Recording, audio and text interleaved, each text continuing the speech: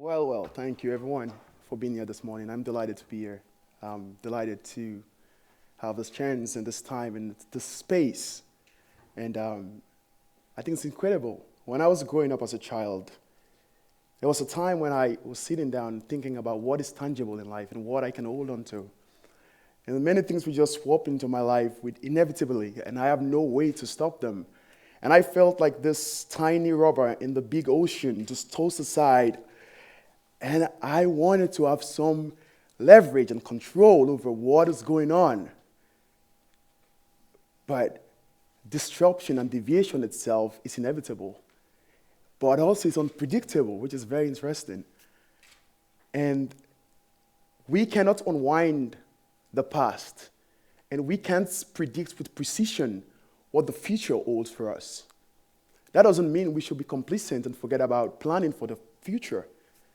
But in our planning for the future, we should be aware that many of the well-thought plans and ideas we have might not even materialize in the long run. And then they ask the question, why do we so much worried about everything so much and about what is going to happen tomorrow? And I realized there's only one tangible thing. It's actually the present moment, the here and now, what I can do now. When I was growing up, I had this vision of what I can do for my parents. In my culture, it's very great to give your parents, when you grow up, a grandchild. And I always envision me, myself, having my kids. I want to name them Pandito, Pandita, and Panditina.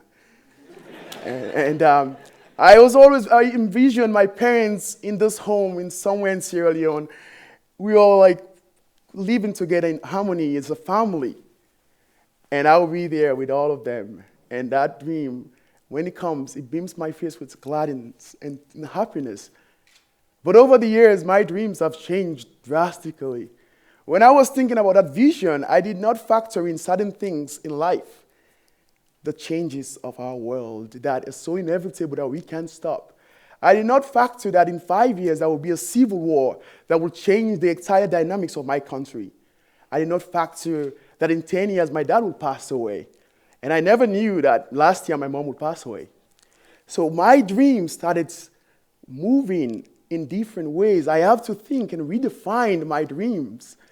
And I started thinking that what is really matters in life is what I can do today and what I can really focus on. And the need for spirituality and to hold on to something greater than what I can see.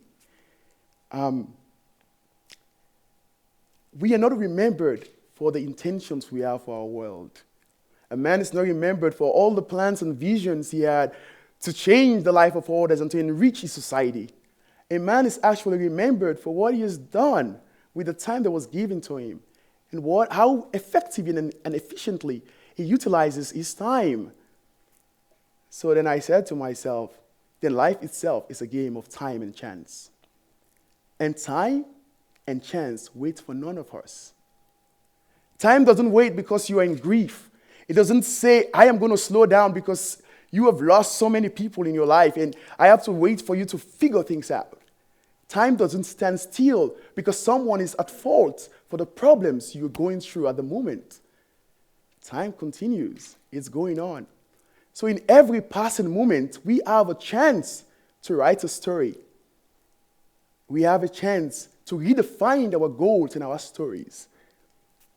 And what should we focus on? I thought of 3 things that I should focus on.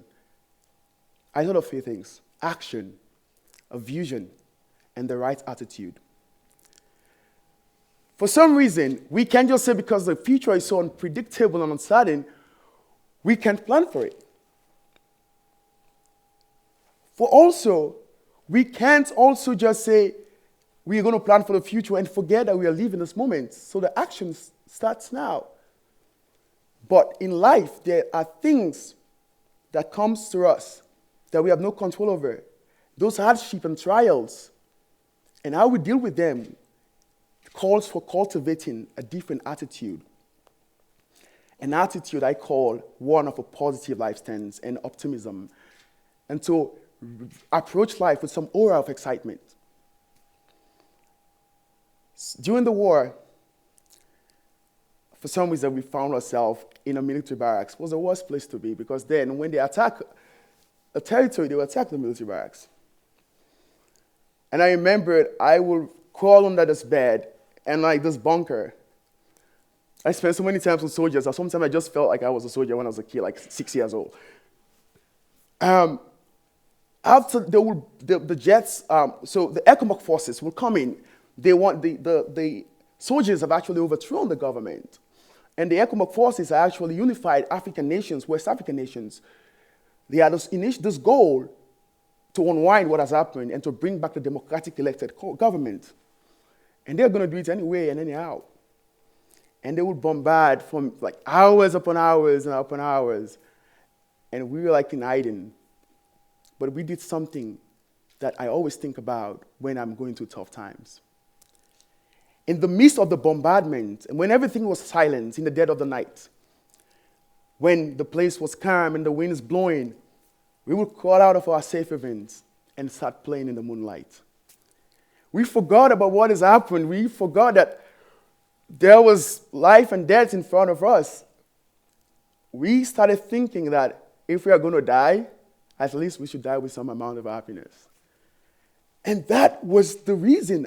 And that's one of the things that actually helped me to realize that attitude can actually help you so much in how you confront difficulties. We could have chosen to just be so depressed, but we choose to be better. We could have chosen to be so unhappy and think that life is so bad and life is so unjust to us, but we choose to be strong and to enjoy our moments. That was the reality of life itself to us. We started feeling that. We don't wake up in the morning anticipating bad things to come to us. Even though the world changed me and transformed who I am and gave me my own personality and my view of life. If someone could have asked me, Pandit, do you want to go to the Civil War? I was like, no way. But even though that has happened, I still value the experience itself.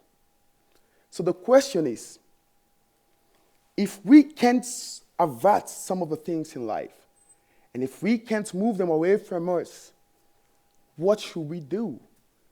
I concluded that we should make the best use of them. We should make them work for us instead of working against us.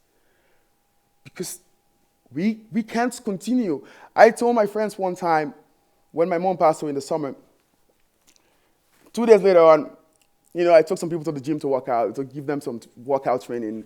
And we were just doing all things. They were like, man, you are in grief. Like, what? Why are you doing, you should be somewhere crying about life. I know a few things. I have realized that I can't invest my emotions. I know I should use emotions, but I want them to work for me. So what I have done, I focus on how I can utilize those pains and sorrows and make them really important and use them greatly. When I was only 6 years old, my dad lost his speech. He got really sick. He spent all his money and savings and medication and was trying to get his life better again. That was after the war, just after the war. And he's used all his savings. The company has deserted him. His friends, some of his friends and family members have turned away from him. And there was no money left for schooling for me. Nothing left. There was nothing left for even to have a better house. We moved from a better life living, we moved to the suburbs. We moved to this house that has no roof. And when it rains, it has roof, but it's like thatch roofs. When it rains, the water will pour on the bed. I remember as 6 years old, crawling to the other side of the bed, people put in containers to make the room a little bit better. And I am not talking about how I walk to school 5 miles with no food on my stomach every morning and come back home with no certainty I have no assurance there was going to be food on the table. And I was in those moments, I said to myself, being sad about this is not going to make it better anyhow. Why not be excited about it? Why not just be excited? I become this happy person. I'll go to class. Sometimes I'll be like, the lunchtime will come and my teachers will be asking, like, why are you not going out? I have nothing to do. Like, I have no food to eat. I'm just like be there and like reading. All this anger I felt about life, I was like, I'm going to use it to study now. I will use it. I just spend time in reading. And I'll go out and meet my friends and chill with them. We just do stuff. And I'll come back home. We have corporal punishment, and you have to buy books and all those things. And I have no money for them. And my teacher just thought that I was just like crazy. I would come to school without my books. So corporal punishment, if you guys know it, it's not common in America, but like the last year it came. So I would go to school and be punished for something I have no control over. I'll be punished because I don't have the books. But they don't know that I can't really afford the books. And it was going on time and time again. And my dad fell real sick. The sickness was it was taking a toll on his life, and he was moving to another level. And I knew that he was not going to make it anymore. I saw my brothers and sisters dropping out of school one by one. For me, they've written me off. They knew that, like 6 years old, like, there's no way you're going to make high school or college or whatever. Talk less of me being here before people here talking in the United States. That was not even part of the plan. We have one more plans. We plan our lives so much, but things come and just take us and toss us aside and take us to another new level that we can't even understand. We should embrace that change. There was 2 weeks to my exam, and my dad was in a crucial time. My dad had just passed away the night before, and my exam was in 2 weeks. This defining moment of exam, this exam that will pave the way for scholarships for me. And my sisters were afraid to tell me what has happened because I was living in the school compound. One of the teachers realized that I was working always so hard. I would come to school real late, and he asked me one day, and I told him that I have to walk a long distance to come to school. And I was like, why not stay with me? And so I started staying with him. My dad passed away that night, couple of months later. And my sister came to the compound that morning to give this news. And she knew that that exam was very important to my future. And she was so much afraid of what that message would do to me. And she told the teacher in secret. But I just knew that was the message. I knew that was the message that she has come with. And I walked home with her. And we took a transport going back home. And she was expecting when I go home, that's the time I will realize that my dad has passed away. And so I told her that dad has passed away, right? And she was like, how do you know? I was like, I felt it. It's going to happen someday. And I was like, don't worry about how I'm going to react, because I am not going to mourn someone. I don't want to remember my dad's memory as the turning point to my failure. I am going to use it as a motivation for me to study hard and to move forward. I changed my way of mourning. I took my books from the home and I went to the school and I was crying. And every time I cried, I would read this passage. I would turn the books and read. And I would try to absorb everything I was reading that time. It was 2 weeks to my exam. And I was using all that energy of emotion to really get the best out of the moment. And you doing that. I was doing it. I went to my dad's funeral, I came back, and the other morning I have an exam, and I was writing my paper. And this examiner saw me, it's just like stream of tears just running down my eyes. And he walked up to me, he's like, what is the problem? He thought he thought I was crying because maybe I didn't know what the answers are in the exam. But in that moment of writing the exam and the tears coming down, there was this passion of doing great in this exam. I wanted to do the best. And that was the way I channeled my energy.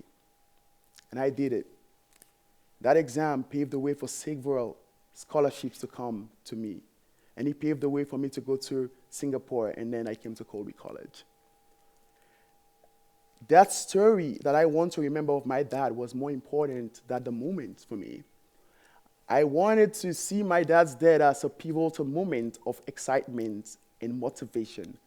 I never wanted to be remembered that my dad's death, I don't want to remember his death as this time when my life was short apart, where I missed all my exams, where I failed this exam because of him.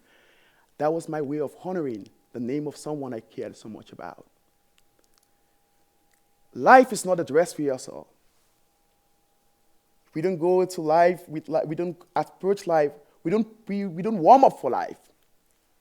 We don't get a most of the time people have exams, they always spend so much time like planning of, if this question comes, we'll do this.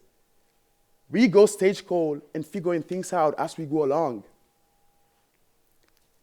And life is not the way it's supposed to be. It is the way it is. The way we cope with it is what makes the difference. How do you cope with it? How do you cope with the changes and surroundings around you? And how you change with all those things happening. When I was at Colby, it doesn't mean that everything was okay. I have exams in the morning, I have papers to write and everything, and they will call me, your brother is super seriously sick, your sister is now in the psychiatrist's home. I will still write those papers. Because I have one more belief that if I can change it, if I can make a difference to what the problem is, I'm not going to spend all my time thinking about it and forgetting the moment. And that was the point for me, to focus on what I can do. When we face hard times and difficulties, we should think about the story we want the world to remember of us. The answer to this question will somehow guide us towards an unforeseen future and will give us the aura and excitement and the impetus and stimulus to approach life with some excitement. What are you going to do today? Go out and make new friends. Try to enrich the life of others. Try to change your world and make it the better place you want it to be. And remember that our greatest achievement is not the awards and laurels we receive from our achievement, from our schools. It is that time when we sit in the quiet place, knowing fully well when we look back to the past. Because today is yesterday's future, and it's going to be tomorrow's past. That future you were thinking about yesterday is actually today. And that past you'll be thinking about tomorrow is today. So what you do today is both your future, your present, and your past. Thank you.